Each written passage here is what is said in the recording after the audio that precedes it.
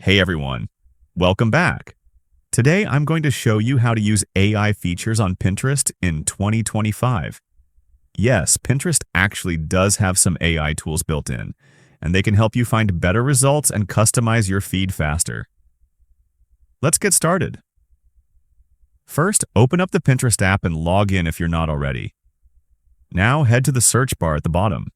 When you start typing something like outfit ideas or home decor, Pinterest will suggest really specific results. That's AI at work. It looks at what you search, save, and interact with, then personalizes what you see next. But it doesn't stop there. Once you search something, you'll notice refine filters at the top of your results. These aren't random. Pinterest uses AI to guess what styles, colors, or vibes you're going for, and suggests filters to narrow things down automatically. So you don't have to type everything.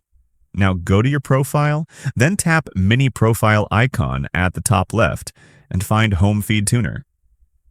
Here's where you can really feel the AI behind the scenes. Pinterest shows what it thinks you're interested in, and you can remove topics or adjust how much of certain things you see. The more you tune it, the more Pinterest's AI will recommend what actually fits your style. Also, if you're saving a lot of pins on one topic, like plants or travel, Pinterest's AI might suggest creating a new board or auto-group pins, which makes organizing easier without you doing much. And bonus tip, some pins, like outfit ones or decor, let you tap more like this or shop similar. These use visual recognition AI to find stuff that matches the look, not just the keywords. So overall, even though Pinterest doesn't have a big AI button, it's using AI throughout the app.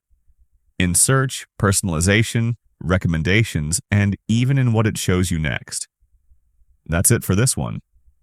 Hope you found it helpful, and I'll see you in the next video.